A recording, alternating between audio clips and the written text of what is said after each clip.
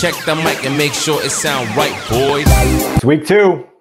The Bears have their home opener Sunday afternoon at Soldier Field against the Cincinnati Bengals. Folks at Hallis Hall believe that it's way too early to be calling a week 2 game a must-win game, and in most years I would agree with them. But Rich Campbell, I am not so certain that the Bears haven't reached a fork in the road much earlier than everyone anticipated. I'm Dan Wiederer, that's Rich Campbell. We're here to sound out exactly what went astray in the opener Sunday night in LA and figure out how the Bears take the right fork in this road and avoid sort of dysfunction junction and find a way to get back on the road to productivity. Obviously, Rich, you watched Sunday night's game against the Rams. You cast your own observations on what that looked like and what it means going forward. I guess just starting out, how do you sort of process what the Bears experienced in the opener against an opponent that we all agree was better, and what they do from here to make sure that it doesn't become a trend? Yeah, this is the question every year after week 1, right? The tendency to overreact just overwhelms you in some instances. And you and I always try to be reasoned, right? And I think if you are the optimistic type, which Dan, you always are with this team, is the Bears, as everyone has widely projected, about a 500 team, right? Just about. They're middle of the road. Maybe they're a fringe playoff team. Certainly a year ago, right at that level, right? 500, a couple years now. So they go on the road, underdogs by more than a touchdown, and they lost. Yeah. Right. I mean, so not a game that a lot of people picked the Bears to win. And then, of course, that's the starting point. You dig into what it looked like and the final margin. Yeah. As discouraging as the game was for Bears fans through the first quarter, maybe the first 20 minutes, they were very much in the game at halftime. And I make a case that if Andy Dalton had thrown a touchdown pass early in the game instead of an interception in the end zone, the whole thing might have played out differently. And if you want to embrace that theory, which I don't, but if you want to embrace that theory, I think you do have some legs to stand on there. And then maybe it's not as doom and gloom as it might otherwise seem. Of course, it's up to the Bears to prove that against competition in Cincinnati this Sunday that is a bit closer to their level, right? Right. I mean, look at the Rams and say, maybe a top 5 team in the league. Certainly if they get that offense going the way Matt Stafford did on a regular basis, they'll be a Super Bowl contender. So no shame in losing that game, but a lot to clean up as we can discuss here. Yeah, they're on a different tier than the Rams, but they may be on a closer tier, and they probably should be a tier above the Bengals at this juncture in both teams' development. We'll see, right? Sunday will be the ultimate proving ground. The Bears are favored at home narrowly against the Bengals team that got a win in their opener and has a lot of young talent, particularly on offense. And that's what worries me most is the defensive performance Sunday night by the Bears was discouraging. I don't know the last time that we saw a normally reliable Bears defense give up 3 consecutive 75-yard touchdown drives. That's what happened in the second half. You mentioned it. They were in the game at halftime, and all you're asking is for your defense to stand up and be the defense that it claims that it is. They didn't. They did the exact opposite. They had busted coverages, missed tackles, didn't make a play, didn't have any splash plays in the second half. The next thing you know, you've given up 21 points on 3 consecutive drives, and the Rams are kneeling down with a 20-point win. And so that's what gives you reason for panic, I guess, this early in the season, is that, oh no, if the side of the ball that's supposed to carry you while your work-in-progress offense is getting its footing is completely unraveling, well, now you've got no chance against most teams in the league, and now you're quickly staring at the 5-12 world, right? Which is going to be a lot of discontent. And so, Rich, this gets interesting to me on multiple levels, because one of the things that happens Sunday at Soldier Field is you're going to have a revved up home crowd, right? First time back in Soldier Field since December 2019. Yeah. But they're going to be revved up in a way that the first turnover, the first touchdown given up is going to really just unearth that anger that has been existing for 2-3 years now. And I don't know that that's going to be easy to wall off without putting together complementary football, playing really well on offense, playing really well on defense, not making any gaps on special teams, and making sure that the fan base doesn't turn on you in the first half of your home opener. Yeah. And I think you had reported this earlier in the week, I believe on your video with friend of the program, Dion Miller, and it was about the energy on that defense, or the lack thereof. Yeah. Admittedly, I believe it was Alec Ogletree who said that. And I'm really glad you mentioned complementary football, because that was one of the notes that I made for myself for our discussion here. And it goes back to what Matt Nagy has talked about this summer about evidence of progress. And it's a football cliche, complimentary football, but I really felt it coming out of the Rams game that the Bears lacked it, because you had the turnover in the end zone to start the game. Okay.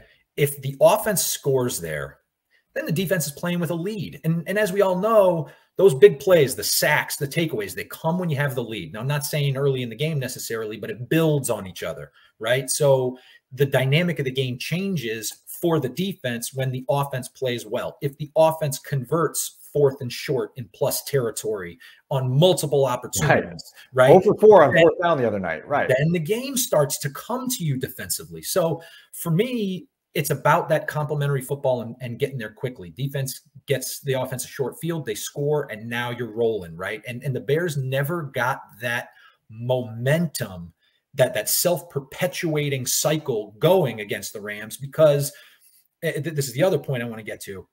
The Rams' stars in that game were stars. The Bears' stars were not.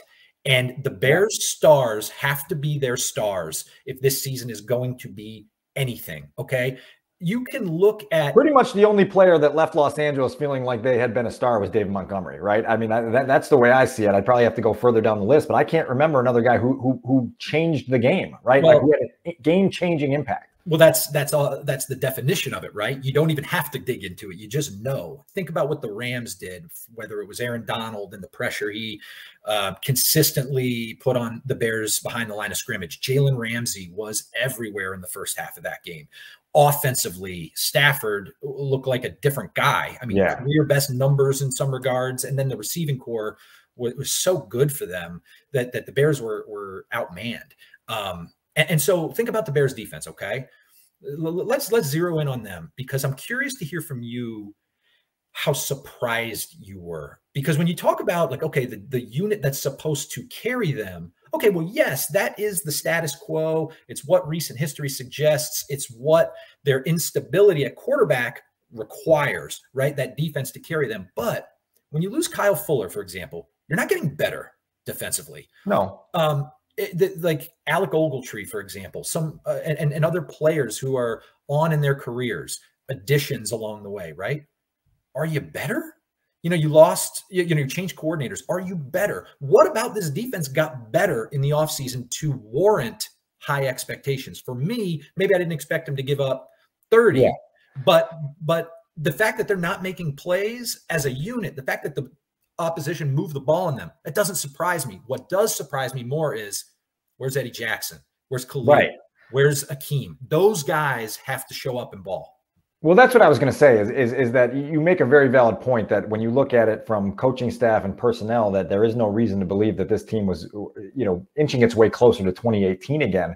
But you don't expect Eddie Jackson to blow coverages. You don't expect him not to touch a receiver down at the 14-yard line when he's laying on the ground. You don't expect him to not be able to tackle when Cooper Kupp catches a screen pass at the line of scrimmage and then just takes it 14 yards for a first down on third down. You need your stars to be stars. Like that's what this league is about, right? And Khalil Mack has one assisted tackle on a 15-yard reception. That's not going to do it most weeks. You need your guys to be guys, and their guys were not guys. You mentioned complimentary football. I think the one time that they played it, they got one splash play the entire game. It was a shared sack by Hicks and Quinn in the first half. It resulted in the Rams' only punt of the game, and the punt gave the ball to the Bears on a shorter field. They marched down and scored a touchdown on it. You say, oh, that's what this looks like, right? You get a key stop, you make a big play, the offense takes advantage of it and puts the ball in the end zone, and now that momentum starts to roll. It only happened once. You go back to 2018. Obviously, we experienced that in the purest exhilaration that existed with that defense. They had 50 sacks and 36 takeaways that year, right? That's 86 plays over a 16-game season that you're changing the game.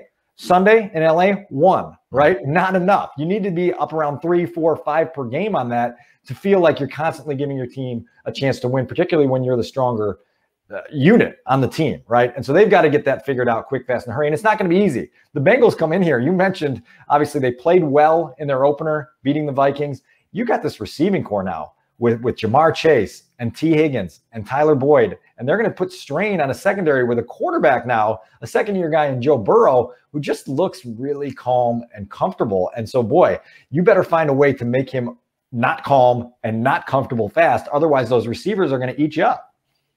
And you could probably argue that they're more of a balanced offense than Los Angeles because of Joe Mixon, who's also involved in the passing game. So I agree. It's an incredible test for the defense to be at home against, Stafford. Matt Stafford was in his first game in that system, but you have Joe Burrow still without 16 NFL starts. I mean, right. So there's a different experience level there that the Bears have to take advantage of. And to me, I don't look first at Sean Desai, the new defensive coordinator. I mean, he's got a role in this, of course, and he's got to deploy guys properly. They have to, from a coaching standpoint, figure out why coverages were blown. But let's not overthink this, right? Khalil Mack needs to pressure Joe Burrow. Eddie Jackson needs to ball hawk. Akeem Hicks needs to wreck the middle. The Bears do that, they'll be okay. And what you have Sunday overall with the Bengals is a test that's easier than what they faced against the Rams. And that's why I'm eager to assess that body of work just as much as I was to see them come out against LA and see what they could do in a game they were probably always going to lose. Right. Always going to lose. That's a fair point. Two other quick topics that I want to go down before we cut you free. The first one is the mention of Dysfunction Junction that I brought up, which is different than Hydration Station, which is the place where you get your water at the Weber Grill in Indianapolis. That's right. You live down there, you can visit Hydration Station a lot quicker than most. But Dysfunction Junction doesn't usually come upon a team in week 2 of a football season. Yeah. But here's why I bring this up, right? Because it feels like if you take the entire coaching staff, the entire front office, the entire ownership group, and then the entire roster, and you say, who of that cast has the benefit of the doubt of the outside world? The list is very small. You can probably count it on one hand. You can certainly get there on 2 hands, right? And so now all of a sudden, if you come home to play a Bengals team that you're favored against and that you should beat if you believe you are who you are, all of a sudden you're 0-2. And the cries for Matt Nagy to give up offensive play calling elevate. The cries to put Justin Fields go up. The cries that Sean Desai wasn't the right hire at defensive coordinator go up. The cries that the defense has gotten old and decrepit then reflect poorly on the general manager who has struggled to keep this thing in working order since the division championship season in 2018.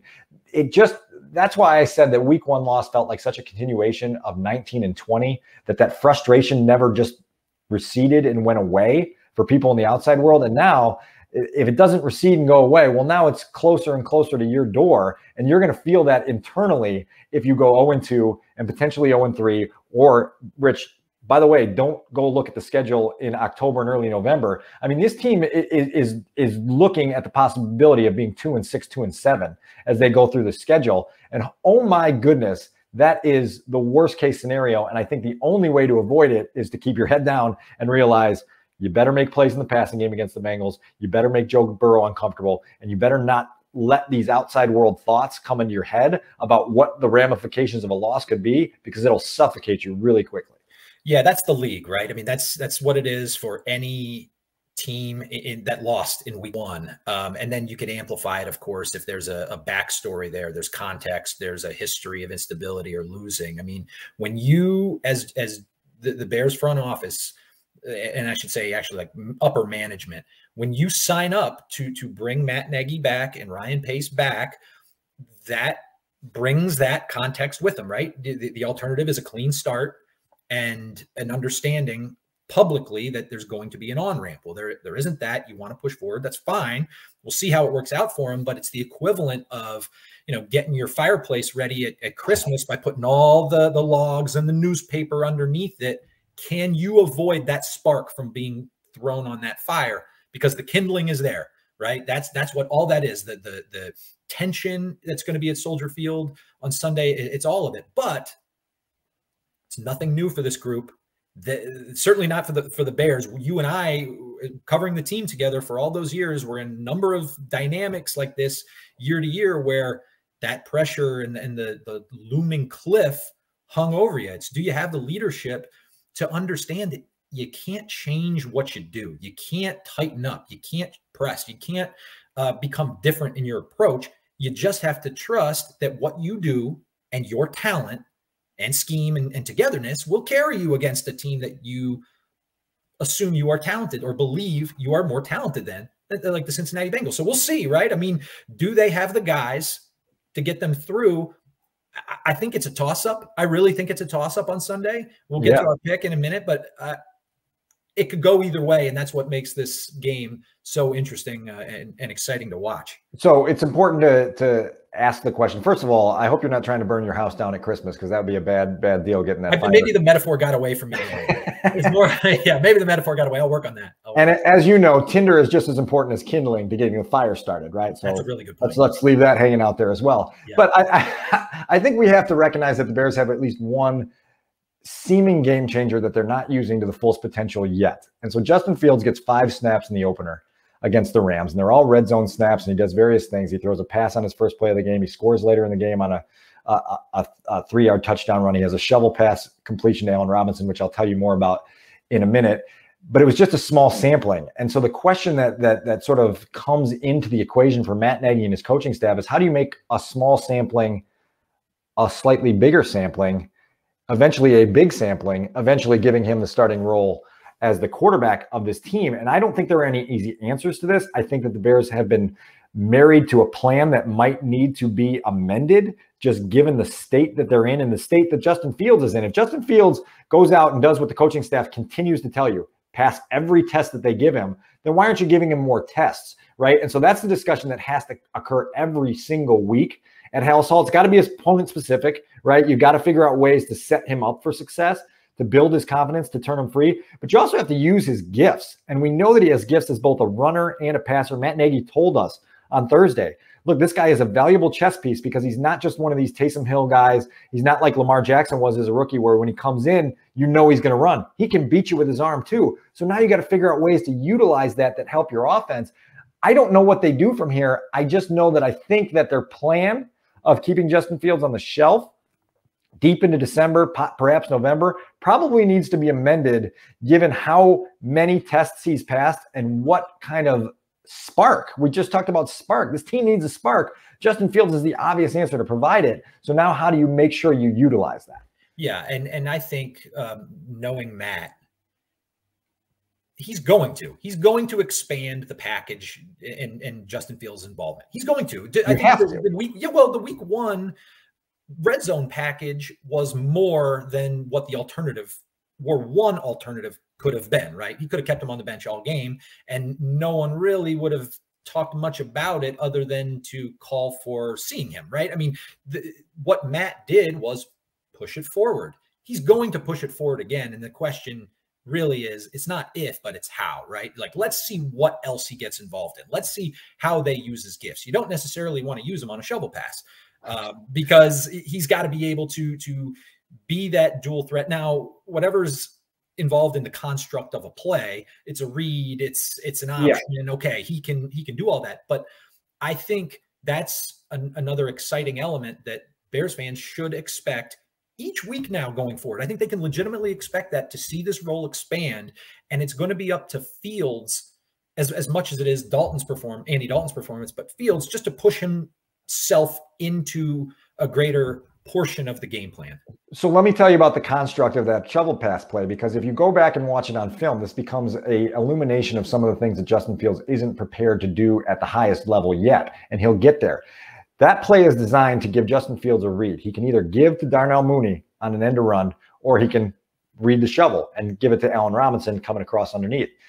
The read is based on what Justin Hollins, the outside linebacker of the Rams, is doing. If he widens, then it's a shovel pass. If he doesn't widen, you give to Mooney and you trust that it's blocked up to the outside. Hollins didn't widen. Fields didn't read it correctly. He flipped the ball to Allen Robinson. Hollins was able to not only make the play on Allen Robinson, but, oh, by the way, he rolled up on left tackle Larry Borom. And so now you lose your backup left tackle for a period of weeks because the rookie quarterback made a wrong read in fast speed. It harkens back to the preseason where Fields missed the blitz pickup against the Bills. Free runner comes free, drills his helmet off, and you say, oh boy, like this is what happens when a rookie makes mistakes. It can leave you very vulnerable. It can put you in harm's way really quickly. The counterbalance to that, Rich, of course, is that he's going to be able to make plays off script that Andy Dalton is never going to be able to make. And so Matt Nagy as a coach has to get comfortable that the inevitable rookie mistakes that will kill drives are going to be offset at some point by a 3rd and 8 play that doesn't work, that Justin Fields gets out on the edge and turns into a 16-yard run and a first down, right? And that's where I think the hesitation inside Halas Hall has to be lessened, because this kid has enough playmaking gifts to rescue you more than he hurts you. And I think that's where Matt is struggling to find where that balance should be. And that's why we're walking into week 2 trying to figure out what the proper role for this kid is. Yeah, the irony here is that Matt, when he arrived in Chicago, had this reputation as being aggressive, right? Being a risk taker. And in some ways, he takes those risks consistently, whether it's lining Charles Leno up at wide receiver on a play, right? He's willing to do that type of thing. But this is really the essence of whether you're conservative, whether you're aggressive, risk averse, and all that type of thing. And how much trust do you have, right? Well, it's a trust thing. Trust, but also then it goes back to the conversation we had a week ago about protecting self-interest, right? As a coach who's at the end of his contract and needs to win to keep his job, versus like what's better for the kid's development and the franchise long-term. Do those overlap in a harmonious way, or is there some type of conflict there? And if it is, boy, that's problematic. And then, oh, by the way, the clock is ticking, right? Because if you're at 0-2, 0-3, all of that tension is just, amped up. So they need to figure this out. And my sense is that they're going to play Fields in a way that just continues to give them more to build that trust and make decisions, because you got to increase the sample size. Give him the experience. The clock is ticking on the Bears. The clock is ticking on us. I need your prediction really quick. I think the Bears are going to win. The line is 2. The last I saw it on PointsBet. So Bears favored by 2. I think it's a field goal game, and it could go either way, right? It's going to be a dramatic Sunday at Soldier Field. I'm going to say 27-24 Bears. I've got 27-23 Bears. So we're on the same page here. That has been filed to ChicagoTribune.com. Yeah, I think they're better than they showed Sunday in LA. They have to prove it. If they don't prove it, Dysfunction Junction right around the corner. We'll be there watching Sunday. Obviously, that's a very intriguing matchup, and we'll see where it takes the Bears. That's Rich Campbell. I'm Dan Wiederer. We'll talk to you guys soon.